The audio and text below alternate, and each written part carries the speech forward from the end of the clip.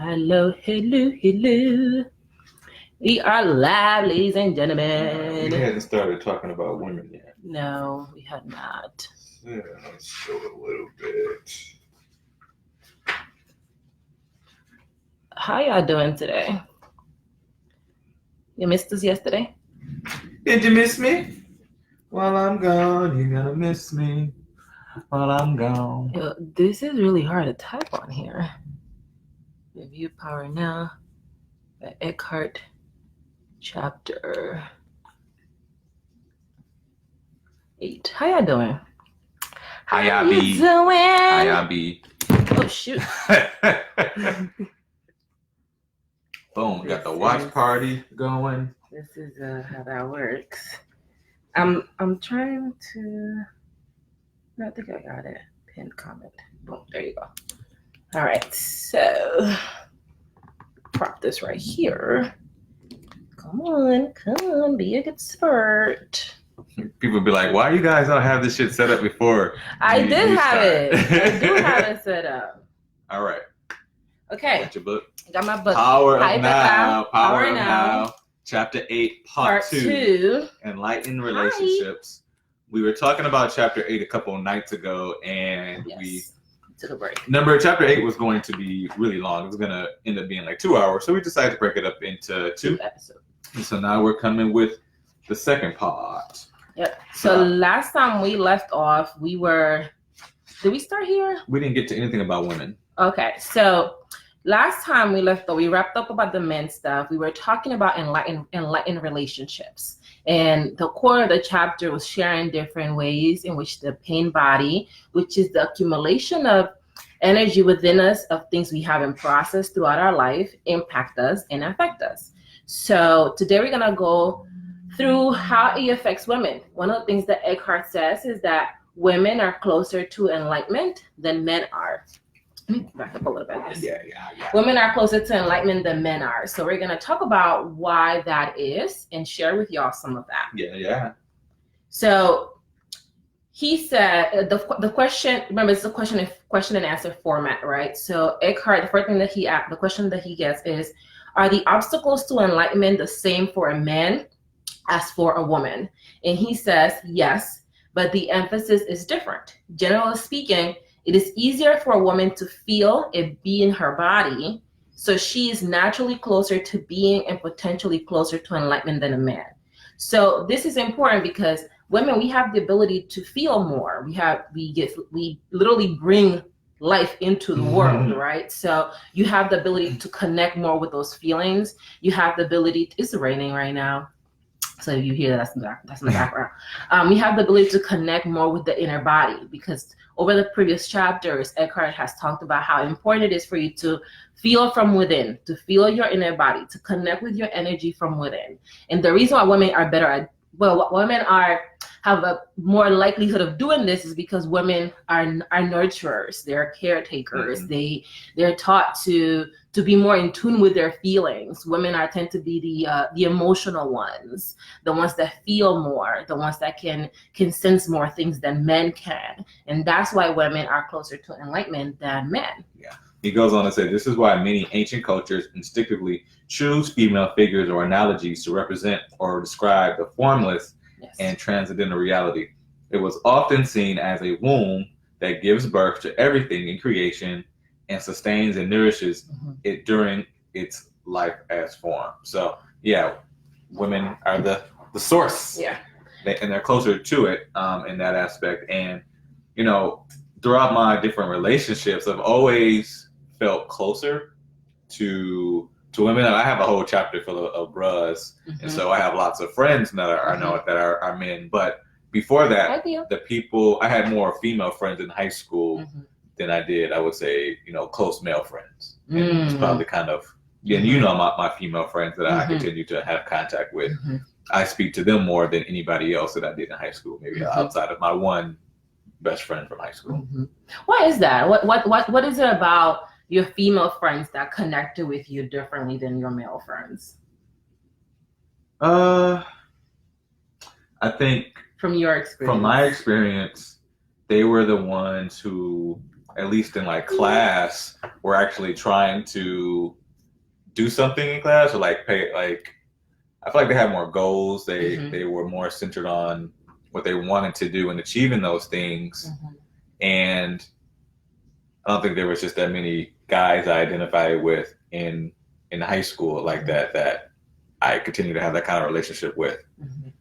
Now, I did develop those relationships moving into college, more with men. And it probably kind of reversed because I don't have a lot of women from college that I'm still talking to that much. Yeah.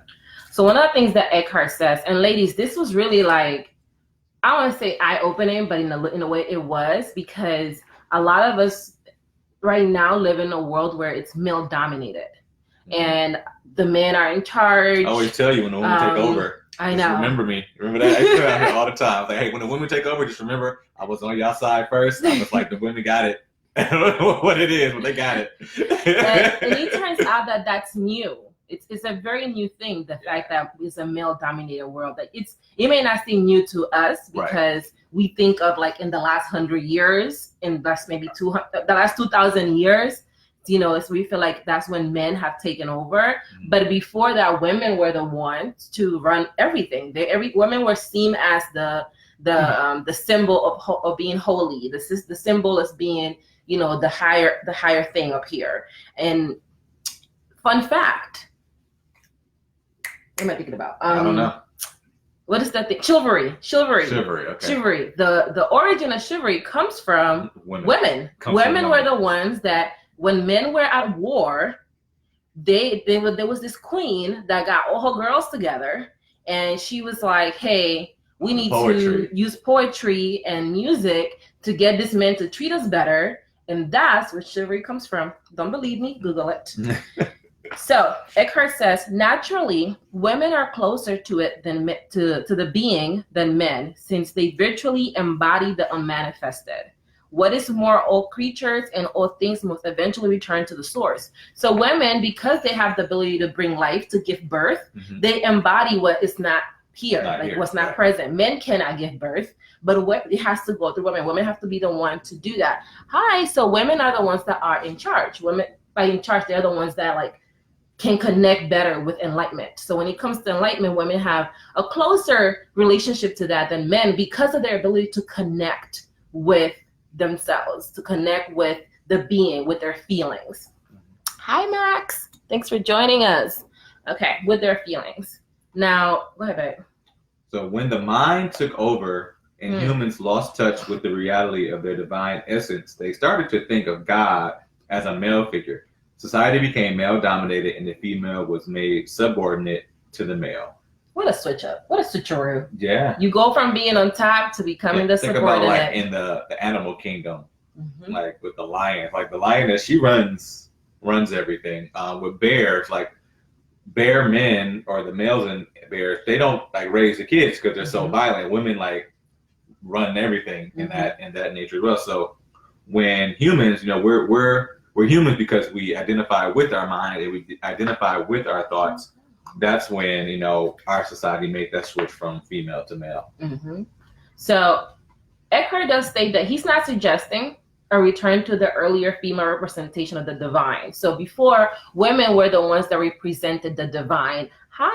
It wasn't men. It was women that represented that. So Eckhart is not saying that we need to go back to that. Instead, what he's saying is that some people now use the term goddess instead of God to signify that the divine for women, to like remind that women are that divine, because women are like, well, we're going to just put our own goddess thing there because they took, when you think about God, the word God, it denotes just men, and women are like, we want to be part of the fun. So they are readdressing a balance between a male and female that was lost a long time ago, and that is good. But it's a representation of a concept, perhaps temporarily useful, just as a map or a signal post is temporarily useful, but more of a hindrance than a help when you are ready to realize the reality beyond all concept and images. So once again, Eckhart reminds us, hi Maya, Eckhart reminds us that these are just words, these are just concepts. And while they sound fun and exciting, and we might like the idea of being goddesses, I mean, I'm pretty sure one of my social media handles at some point had goddess in it. might have been my MySpace. He had guidance in it. Eckhart talks about how that just don't let that distract you, like that don't let that become a distraction to you from what really is important. And he states, what does remain true, however, is that the energy frequency of the mind appears to be essentially male. The mind resists, fights for control, uses, manipulates, attacks, tries to grasp and possess, and so on. This is what the traditional God is, a patriarchal, can't even read that word, controlling authority figure, and often angry, who you should live in fear of, as the Old Testament suggests. This God is a projection of the human mind. This was really powerful to me because we both have that highlighted. Yeah, we did. The exact part on that paragraph. Because a lot of us, when I used to go to church, there have been churches that I've attended that talk about God being this angry God and this jealous God, and this like God gets jealous when you don't do the things he wants you to do, and God gets angry when you don't do the things that he wants you to do. Only serve one God. And because of that, that tends to be that's a male energy. And that's the result of the male switcheroo. That's the result from women being removed from the image of divinity and the men being put as the image of divinity. And I've always struggled with the idea that God is an angry, jealous God, because I haven't understood how you could be angry and jealous and still be loving and kind. Those things to me just struggle to coexist, because if you are jealous, if you're someone who's jealous, you can't really be angry, jealous, loving at the same time, because love doesn't allow for things like anger to exist in that way. If you are someone that's loving, if you're someone that's caring, you're not going to be jealous either. I love JP and I'm not jealous of him. I'm not jealous of the things that he can accomplish. It's like thinking that my mother, who loves me, is also jealous of me. That she'll be jealous that I give my attention to somebody else. Mm-hmm. And that's the closest figure that we can get to in the human world is our mom, because she's the one that gives you life. So this really resonated with me, because I've always struggled with the idea that God is jealous. Yeah. Jealous of what? Like, if God created all of us, he can change it at any second, right? You know what it is. Why would you create something that you're going to be jealous of? Absolutely. Right. We got the name. So, to go beyond the mind and reconnect with the deeper reality of being, very different qualities are needed. Surrender, non-judgment, and openness that allows life to be instead of resisting it. The capacity to hold all things in a loving embrace of your knowing. All these qualities are much more closely related to female principle. Whereas mind energy is hard and rigid, being energy is soft and yielding, and yet infinitely more powerful than the mind. Mm-hmm. And this is really true from my experience, because if you think about when you're talking to someone that genuinely cares about you, that sees you, that sees your pain, that hears your cries, but also reads between the lines of what you're dealing with, you really connect with that person. Right. And if that person is not judging you, if you don't feel like that person is trying to attack you in any way, you're more willing to be open with that person. You're more willing to talk to that person too. Versus if someone's more rigid, maybe if they have like a religious standard that they're rigidly about, you're like, I don't even want to approach this individual with this conversation or talk to them about it, because I know that it's not going to go anywhere. Absolutely. Because they're so closed-minded to the idea of even having a conversation that may their beliefs. Absolutely. So all that to say that this is why women are more likely to be enlightened than men. Eckhart says, as a general rule, the major obstacle for men tends to be the thinking mind. And the major obstacle for women is the pain body. Although in certain individual cases, the opposite may be true, and in others, the two factors may be equal. So essentially, Eckhart says that although women are potentially closer to enlightenment, men can also access it within themselves too. So it's not just that if you are a woman, you absolutely get it, and if you're a man, you're never going to get it. Mm-hmm. We both have to do some work to experience our enlightenment. Hey, Michelle. We just have different obstacles. We just have different obstacles we need to deal with. And when it comes to the men and the thinking mind, if you think about men, they're always looking to solve problems. They always want to be like, well, what's the problem? What can you solve it? Michelle, I think I said Michelle. Hi, Michelle. We were going yesterday too. Yeah, so men are always looking to solve problems. Men always want to be like, okay, well, what's the problem? How can I solve it? Like sometimes women just want to talk about it. And men are like, why do you want to talk about it if you don't want to solve it? That doesn't make any sense. Right. But it's just the difference where the women are more connected with their being and the men are more about the thinking mind. So since the major challenge for women is the pain body, let's talk a little bit about what is the pain body. So the pain body usually has a collective as well as a personal aspect. The personal aspect is the accumulated residue of emotional pain suffered in one's past. That means that if you have experienced pain throughout your life and you haven't fully released that pain or processed it, that energy is lingering within you. It's in your body. And that's the energy that like can be easily triggered at any moment. Yes. If you're from New York and you in the train and somebody like bumps you, that's energy that makes you want to fight them. That's your pain body. If your spouse says something to you and you feel like they're trying to come for you or attack you, that's your pain body needing to defend itself, needing to be fed. The collective one is the pain accumulated in the collective human psyche over thousands of years through disease, torture, war, murder, cruelty, madness, and so on. So women, we have this collective pain body because we are women, because women have been put through a lot of shit. You know, in the last 2,000 plus years, women have gone from being on the top to being the subjugated of the man. And that has cost us a lot of pain. It's why we don't feel that we can be as safe in spaces. That's why we feel like we need to text our girlfriends the destination of where we're going and all these other things so that they know that we are safe. That is our collective pain body. And it's also why women feel like they have to continue to fight for equal pay. They have to continue to fight for equal treatment in the office, not to be sexually harassed. All these things that women are fighting for on a justice level come from that collective pain body. Those are all the things that as women we feel like we carry just because we are women. Yeah. And then, you know, he also goes on to say that there are different strands of the collective pain body. So just as women as a collective have a pain body, you know, there are other groups in society that have collective pain bodies. For example, certain races or countries in which extreme forms of strife and violence occur have a heavier collective pain body than others. Anyone with a strong pain body and not enough consciousness to disidentify from it will not only continuously or periodically be forced to relieve their emotional pain, but also easily becomes either the perpetrator or the victim of violence, depending on whether the pain body is predominantly active or passive. Ooh. And so, sorry, but Michelle says, and we carry some of the pain from our ancestors. Yes. I was just about to get in. Yes, because we're about to get into that right now. And particularly in my other business where I work with Black millennials and help them with business coaching, what I find is that, you know, the obstacle isn't the business knowledge and how to actually apply it.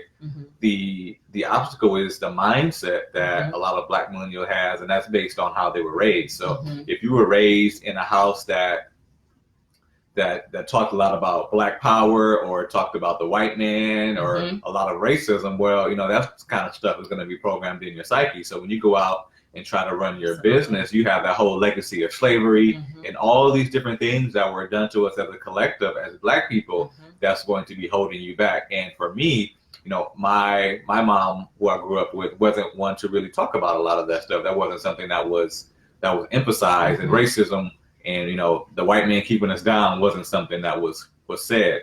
And so, you know, working with my client, that's something I learned that, you know, whoa, that's a big deal, because that was really holding some of my clients back from really truly being, you know, the best they could be in business, because they had all these past thoughts, this past psyche, this whole collective body that all of Black people have. And not only that, when for example, if white people say, oh, that's reverse racism, Black people are like, no. And I'm like, well, maybe actually that is, because the pain that's been put on Black people, you know, they do turn around and say all these other things about white people when growing up. I'm like, well, that's just as racist as what the white people are saying about the Black people. And then a lot of times we don't want to admit that, because the pain that we've been inflicted on the past, we think that that's way more, that's worse than anything else that we could possibly do, since we've been through slavery. Nothing else can compare to that. Same thing with the Jewish people that we always hear about. And I kind of think about that as our need to defend our right to be angry and our right to the pain that we experience. Like, I think a lot of us feel this need to defend that. Well, I have to be angry. You see what white people have done. How are you not mad at what's going on? We're suspect of you if you're not mad. Exactly. Yeah. And I think America has a huge pain body, and we see it show up, right? When elections happen. Yeah, so when Obama happened, where people were really angry about it, there were all of this news, and people were saying all kind of like wild things about him, to the point that they were saying he wasn't an American, he was a terrorist. Right. And then you see when Trump won, everybody's like, there are some people, a lot of people are also really, really angry. Like the left got really, really upset about it. And they're like, Trump, he's not an American. He's all these other things. He's a racist. And this is the same thing about Obama. I'm not saying that he doesn't say things that put him in that category. We're not going one way or another. Right. We're just sharing with you how it manifests, right? So we see how we become, when Obama was elected as president, exactly. Look at the country now. Basically, when Obama was elected as president, people had to like defend him to a lot of people. But now we are the one, like the left or the people that are not Republicans, they're the ones clowning Trump left and right. If you watch late night TV, they're always joking about him and his hair and making fun of him. How different is that from what other people were saying about Obama? Like, that's still a family that people are still making fun of. He's still got kids. Those are still, you know what I'm saying? Don't come for Sasha and Malia. If you accuse the them, other Trump kids, you can go at them all day long. All the time. So that is our pain body. The pain body is the one that says it's okay to talk so much shit about the current president and even not acknowledge that he's the president. People say he's not my president or he's your president. The same things were being said, and that's our pain body. Now, to bring it more into a relationship level, right? So we've talked about it at a country level. It can also manifest in your relationship. If your spouse says something, usually I think the best example I can think about is when it comes to kids. When it has to do with kids, a lot of people take it personally when it comes to how raising the kids. And that's a place where the pain body can really show up, because if you have things that are being triggered within you and someone is saying something in your house, it may not even be a big deal, but you take it really personally because you are feeling attacked by that person. And that is your pain body that needs being attacked by that person. And ladies, what is that saying? Happy life, happy wife, happy wife, happy life. Yes. That in and of itself is a collective of the pain body, because then men feel like they have to try to keep you happy, because if not, you're going to leave them.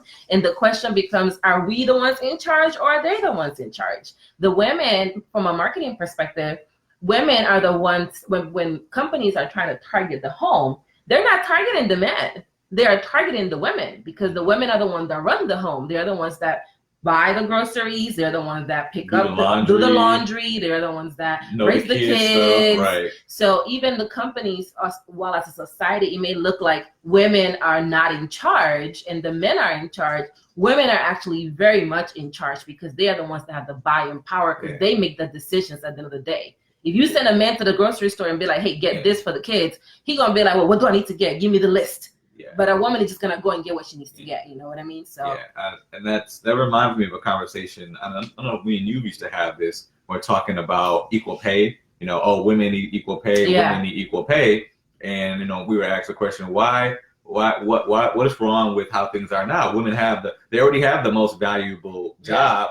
And like, well, what's the most valuable job they have? And I'm like, giving birth to everybody. That's literally the most important job. And some people don't value that as much, and that just goes back to us being a male-dominated society and not really valuing, the things that actually matter. Not the things our mind have made, but the things that come from love, which we all literally come from that, and women have that responsibility, and I don't think they're going to give that up anytime soon. Well, I think they can, number one, but I also don't think that women see it as this is my power or this is something that I can do. I think if women felt that way, more women will be more adamant about who they have these kids with, what conditions they bring the kids to life with. I know this might get a little mixed in, somebody might start side-eyeing me, but it's true. Like, I think we don't have any children, but when that happens, there's going to be a really clear conversation between the two of us on how that's going to go down. Because I see a lot of people having the expectation in relationships that when kids are born, it's the women's job or the women take care of them and the women take care of that. And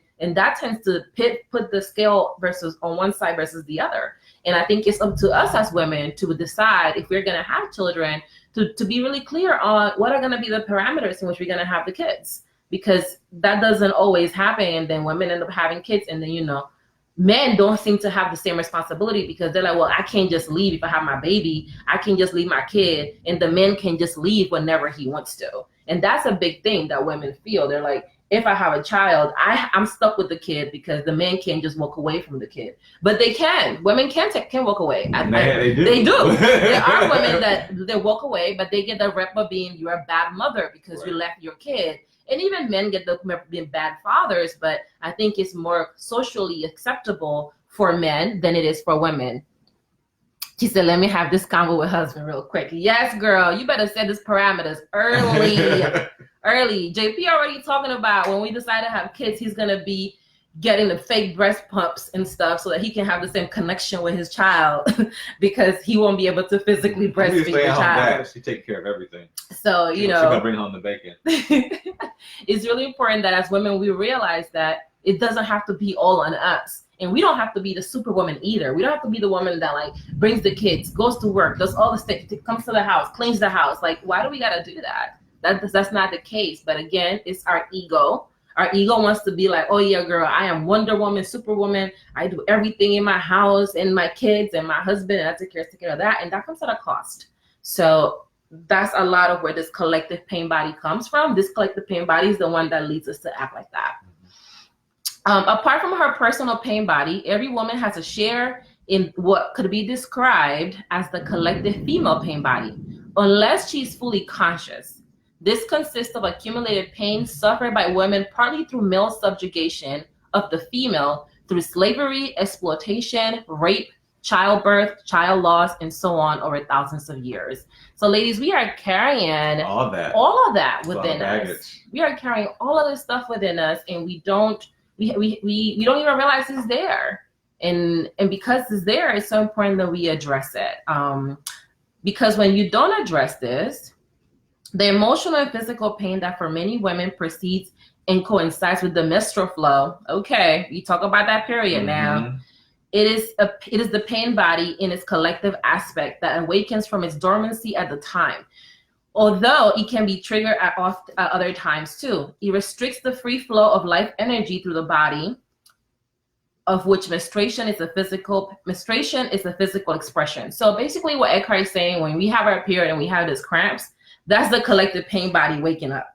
That is all the pain that as women we feel from all the things that have happened to women. That's where those cramps come up. That's where that pain comes up. And if you have your own personal pain, your personal pain body, which you do, it also comes up. And that's where the whole PMS thing comes. Yeah. And, you know, you're acting like a bitch. I mean, JP has never told me that, but I'm pretty sure someone has. So that's where that comes from. Even in the past week, for you, you know, you've been having some thoughts and some pains that have been brought back to the surface, and then looking at your schedule, you're like, oh, well, yeah, the period is going to be here in a couple of days. Soon. So it's natural for those other things to be coming up at this time. And, you know, once again, being in a male-dominated society, men are like, oh, that must be that time of the month. Yeah, well, it's like, yeah, it is. It actually is that time of the month, and that's kind of the whole purpose. You know, not that she's doing these things on purpose, but she's going through, you know, the pain, and all women go through it. Yeah.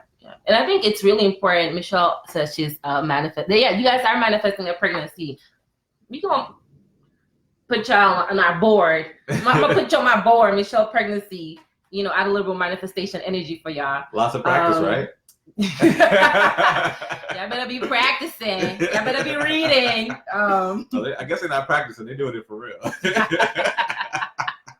You've been practicing. Hey, boss. So essentially, when as women we get our periods, we have these cramps. They are a manifestation of the collective pain body that we feel from all the things that women have been put through by men. And Eckhart says, often a woman is taken over by the pain body at that time. And when he says at that time, he means when we have our periods. You are then actively possessed by an energy field that occupies your inner space and pretends to be you. But of course, that's not you, which makes sense because as soon as my period is done, I'm like a whole new person, yo. She be on it too. She like, hey, but where you at? Hey, I'm ready. boyfriend. Get some. I'm Wow. like, why? Where is this Wow. at? Where is this at the whole Wow. month? I want this all month long. Wow. It's like a short-lived It's window. literally a window of like 3 to 4 days, if that. It's a window where I'm trying to get it in. And he says it will create negative situations in your life so that it can feed for the energy. It wants more pain in whatever form. So when you are going through your cycle and you're experiencing this pain and this discomfort, it's not just you. You are experiencing the discomfort that comes from your ancestors, from your friends, from your family, from women that have been around thousands of years before you were around. And now it's manifesting during that time of the month. And that's why it's important for us to understand these things about ourselves, ladies, because then you can really treat yourself with kindness. Now imagine you have going through a period and experiencing all of this pain, and next thing you know, you gotta go to work. It's ridiculous. Yeah. I feel possessed. Absolutely. Yep. That's exactly what it is. That's like she feels possessed. But it's so true because you can't, like for me, when I get my period and my cramps that start kicking in, I can't move. My mind can work just fine, but my body, like, don't ask me to do shit. Like, I don't want to do nothing. I don't even want to feed myself. I don't want to bathe myself. Like, I want someone to physically come. I want to revert to child form and someone to care for me in all shape or form, because I can't, my body is not trying to do nothing. You don't want to be touched. You don't want to even be loved. Like, whatever it is, I don't want it. And it's really insane because I also want to be cared for, but at the same time, I don't want to be touched. So It is that, like, you almost repelling anything that comes around you. Wonder if that is why they have the red tent circles back in the days. Oh, that could be true, because then all the women are being sent away with all their pain bodies, so the men can be free once again. And I've heard this, and let me know if this is true, babe. If you heard this, that when, like, if you're around other women, like, you guys start to get on the same. Oh yeah, we cycle. start to sync. Yeah. So that's another one of the collective pain bodies. And you think about it, when people get together, they start talking about the same stuff, and whether it's good or bad, you know, they get into that cycle of talking about either negativity, they continue to spiral with the negativity. If it's positive, they're talking more about the positivity. So, absolutely. I know the ladies that are watching, I can co-sign or not. But for me, when I was in college and I had female roommates, we would get periods around the same time. We will always we would be syncing. If you have sisters, let me know. I'll be syncing with them all the time, and then be like, all of us are miserable at the same damn time. All of us are miserable at the same damn time. So I think you were pretty on 168. So I'm on 167 still. Okay. And he says the number of women who are now approaching the fully conscious state already exceeds that of men, and will be growing even faster in the years to come. Yay, there's light! Men, we still identify with the mind, guys. We're still identifying with the mind. Women are regaining the function that is their birthright, and therefore comes to them more naturally than it does to men. To be a bridge between the manifested world and the unmanifested, between physicality and spiritual. Spirit. You know, I'm thinking now that we're talking about me having more female friends, at least in high school. You know, in my household, there was my mom, there was my sister, and my brother and me. My mom and sister, heterosexual men or women, but then my brother is gay, so there was a lot of that more female energy, you know, in the house. So, you know, I'm pretty sure that played a big role in who I chose as my friends based on the energy that was already around me. Absolutely. Yeah. I was gonna say something else about. Oh yes. So the thing that when Eckhart says that women are regaining their birthright, it is our birthright to be enlightened. That's pretty dope. Like that gives me some sense of comfort, I suppose, that is my birthright. And now that I understand how much I understand feelings and how I'm connected with feelings and how that's kind of my superpower, I feel more empowered to do other things in my life, other things in my other business that I do. Because now I'm like, oh, I know how to do this shit. Like, I do this. And one of the things that my clients always say to me is, you always make me feel seen. You always make me feel heard and understood. And every time I'm done talking to you, I walk away with a smile. And that to me is so empowering, because a lot of times when we are working through things that are challenges and getting to know ourselves, it could be really dense and emotionally heavy. So knowing that that is my power and my birthright to be able to embody that type of enlightenment, it's really, really encouraging to continue doing what I'm doing. So ladies, if you needed some encouragement, you better go and do that shit, whatever it is, because it's your birthright. It's your birthright. What's our birthright? To be a pain in the ass. And the hearts come from that one, right? Your birthright is to be a pain in our butt. I was saying that when I was massaging your butt last night. I was grateful for that butt massage. I was grateful for that butt massage. It was really, it says, of course, you also have to deal with the other obstacles to enlightenment, which is the thinking mind. But the intense presence you generate from dealing with the pain body will also free you from identification with the mind. So Eckhart states that even though you will have to deal with some of the obstacles, it's cool, because as long as you're able to work through the pain body, you're going to be able to disidentify from the mind. And this is why there are many books I've been reading about during your period, honoring your cycle, honoring your period time as a sacred time, so that you can do less and you can just give yourself space to be present in that pain, so that you can release it. And I have this book called I never got my glasses on.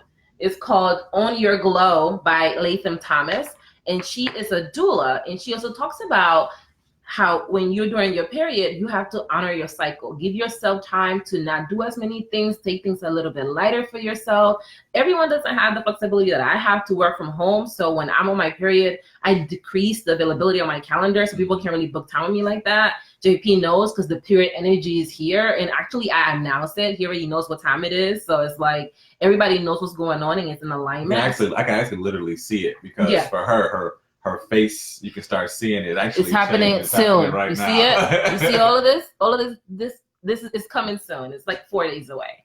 Yeah. And once that happens, I have to say he's really good about giving me my space. That's probably because we both just like our space. Yeah. But he'd be like, all right, go in your room. I'm gonna go in the room, and he's like, all right, and he'll come in and pop his head in and give me a kiss and then leave. And I think that has really helped us a lot with just being more sensitive to my needs, and not seeing it as Nori's just time of the month, but he's really understands that there's something that's happening right now, and I need my space to process that and to be present in that pain. So if you have any partners, for the fellas that are watching this video, for your ladies, when they're going through the time of the month, really do be a nicer person, even though they may not be as nice to you, because there's a lot going on, and we are all doing our best.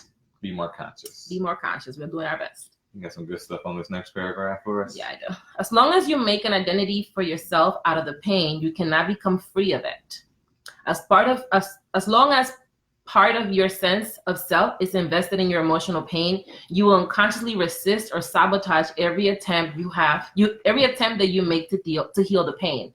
This really resonated with me, because when I'm on my period, I don't really like to work out. I don't like to push myself through that period of time. But I realized that that's me identifying with the pain. I can still do certain things. Just because I don't feel like doing it doesn't mean I can't do nothing. I can still do a yoga class if I wanted to here in my house. I can still stretch a little bit. I can still go walking. I can remain active, so that the pain is just not sitting there sucking up the energy. Because the ladies watching, I know it feels like your uterus is twisting on itself, and there's a knife somewhere in there that has spikes in it and is destroying you from the inside. Maybe that's just how it feels. Actually, no, they agree. They agree with that statement right there. That's how you feel. It's the worst. But that's an opportunity for us to work through that pain and heal that pain, and not just let the pain sit, but really take not surrender to it in that way, but just be like, all right, I know the pain is there, but I won't say I'm in so much pain I can't do shit. It's sort of I'm in a lot of pain, and I understand that, but I'm going to get myself moving a little bit, because exercising does help with period pain. It helps you a lot. So it's a time for you to, give yourself a little bit more love and attention and care for yourself. It is life energy that has become trapped, energy that is not. You have something? Go ahead. You have something before me. To suddenly see that you are or have been attached to your pain can be quite a shocking realization. The moment you realize this, you have broken the attachment. The pain body is an energy field, almost like an entity that has become temporarily lodged in your inner space. Yes. Yeah. So anytime that, and this doesn't necessarily have to just be with, being attached to the pain body, anytime that our concept of what is shaken, anytime someone comes around and challenges our truth, we're shocked by it. Yeah. But the moment that we realize that we're shocked by it, that's when we can then, at the same time, take that knowledge and say, you know what? Even though before I didn't think this was possible, this person has opened my eyes to this. What else is there that I'm also not being open to? What other pain am I holding on to that I could be releasing, and I haven't been because I'm just so attached to it and my pain body. And like I said, we get around our friends, it's the collective pain body. No one else is releasing it, so why should I release this pain as well? Michelle says, don't let the pain control us. Absolutely. And I think a lot of us do. And we do it because we don't give ourselves space to not do that. Most of us have to go to work. Like most people that may be watching this during your period, you have to go to the office. You have to deal with other people's BS, and you're having to go sit in meetings, and you're having to, go out and travel. Like we almost feel like, we're used to it. We're like, well, what am I supposed to do? I can't put my life on hold because every month I got a cycle. Like when in reality, that's something that we should be able to do, that we should be able to, like, in any shape or form, slow down a little bit and take it slower on ourselves. And a lot of us don't do that because we feel like we can't. And we feel like all the women have a period, so it's not a big deal. But it is very much a very big fucking deal. Eckhart says, he talks about when you identify with the pain, you're living in the past. And when you live in the past, you become a victim and you start to behave like a victim. And the victim identity is the belief that the past is more powerful than the present, which is the opposite to the truth. It is the belief that other people and what they did to you are responsible for who you are now, for your emotional pain or your inability to be your true self. The truth is that the only power there is contained within this moment. It is the power of your presence. Once you know that, you realize that you are responsible for your inner space now, nobody else. And that the past cannot prevail against the power of now. So a lot of us have to stop thinking that it's somebody else's fault. Somebody else did it. Somebody else's, they're the reason why I'm struggling with what I'm struggling. It's my job's fault that I can't take it easy during my period. Then you need to get a new job. And I think a lot of us don't feel like that's inconvenient. You might be watching this and thinking, Nori, okay, it's easy for you to say you sit in your little couch in Florida, but no, that's new. That is recent. Up to 2 years ago, I was doing that. And I had to say, like, how do women deal with this? Being here and seeing her being able to have this time. I'm like, well, women who go to work here, they don't have this opportunity. They're in the same meetings I was in. They're having to put in the same amount of work, and some women work, more. Extra hard, right? During that time of the month. And deadlines don't move because a woman has a period. Projects don't have a period where, hey guys, we're gonna take this week off because the women need to have this time. Yeah. And so it's actually just a testament to women's strength, the fact that they continue to have to live in this male-dominated, mind-dominated world when, in reality, they would like to be being able to get more in touch with that pain and being able to get rid of that pain. Absolutely. Michelle says we blaming our parents. Oh, the parents. Is that a different? The parents. That's a different conversation. The parents. Right? That's like a whole nother live, because there's so much we put on the parents. We think our parents are so like big and strong, and they just can. They're like the best thing that happened to us, but our parents are just doing their best. And a lot of us think that our parents are superheroes. People talk about moms with the cape. She's a superhero. No, she's human. And your mom was doing certain things. She was sucking penis. She was having fun. she was out here living her best life. When I was a kid at the grocery store and saw the Magnum condoms on the grocery, but I was like, Magnum, I know who was giving it to her, but I'm like, I don't need to see that, as a kid. Like, these kind of like there were also young people like us. So at some point, and I think they become parents, and suddenly it's like your past is wiped clean. Yeah, like, you no longer have a past because now you're somebody's parent. Like they wouldn't fucking when they was kids or when they were. Your parents teenagers. Was doing it. Your parents was, hi Andrew. Your parents was getting it in. Let me tell you that. They still getting it in. Your grandparents are getting it in too. First of all, yeah. Let me tell you something. This is like a quick thing. Nursing homes have a high rate of STDs. They do. Nursing homes have a high rate of STDs, y'all. Did y'all notice? Old people are there. They don't got nothing to do. They are not wrapping it up. And they say, I'm already close to the end. They are not getting the Magnum condoms. We're taking all the risks because we're not going to be here in a minute anyway. So fuck it. I get it. Whatever. Andrew's like, what? Yes. Google it. Nursing homes have a high rate of STDs. They are out here hitting it raw in their wheelchairs, getting them popping, and as a result, they have a high rate of STDs because they are this. Again, you have a dense amount of people in a space, no supervision. Who's supervising the old folks? Who's supervising the old folks? Exactly, and then they're getting it in. That's all I'm saying. This is going on. So, ladies, all of this is to say, when you have your time of the month, like honor it and give yourself room to rest a little bit because it is a lot going on. Yeah. What else do you have? So I'm moving on. You got the whole paragraph. I do. I have here some women who are already conscious enough to have relinquished their victim identity on the personal level are still holding on to the collective victim identity, what men did to women.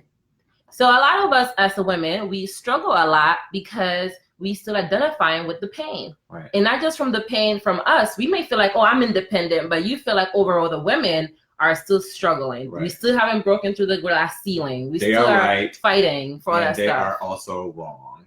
Yeah. Mm-hmm. Andrew, we're currently reading The Power of Now, Chapter 8. We're reviewing it, and you came in at a portion where we were talking about the old people getting it in. Yes. Look, Google that joint. I'm so serious. If women exclude themselves from men, so the other answer is not saying, oh, I'm not going to deal with men. Like the other thing is, it's not saying, oh, I'm just not going to deal with men. I'm just done with men for the rest of my life.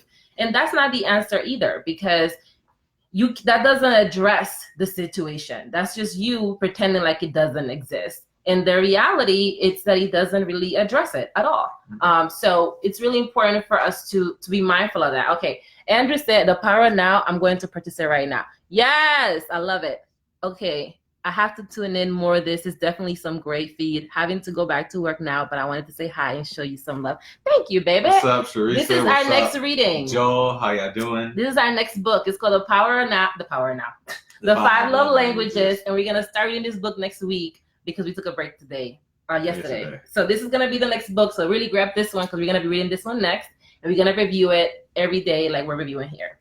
Thank you for stopping by.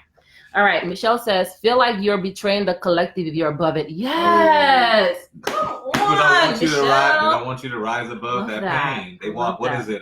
Pain loves misery or misery loves company? Misery loves company. Yeah, so, he also talks about once you become more conscious, your unconscious friends, they're not going to like you. They're not going to like you at all. They're not going to like you. Because you're starting to speak the truth and you're starting to not judge and you're starting to get over your pain. Mm-hmm. And then they're going to be like, either I want to do that with you and you're helping me, or they're like, nah, I'm good. And you may lose friends or family over just some of these things when you become more conscious. Mm-hmm.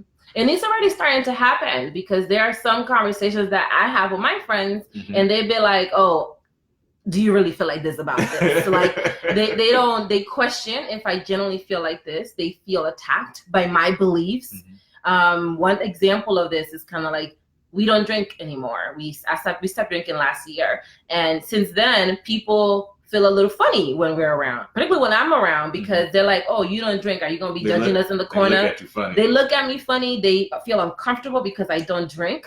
They feel troubled by the fact that I don't drink. And it impacts their experience, the fact that I'm choosing to do something with my life. Right. And that is really interesting because It has nothing to do with them. People don't like when you make decisions that they wish they could make for themselves. Yep.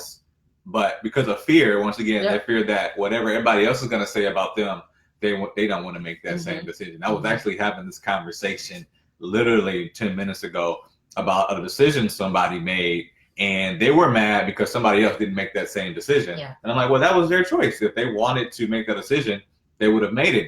They did what served them best, not what they thought society says they should do. And this person was just caught up in society says this, you got to be there for this person. And the other person was like, no, they did what was best for them. And the interesting thing about the drinking example is that people feel like they start questioning, like, well, what is it? Is it a health reason? Like, what is it that you don't? Yeah. Why the is mind it? has to fill in that gap of why you're not doing whatever society says you need to do. Like what's wrong? Why you don't want to drink no more?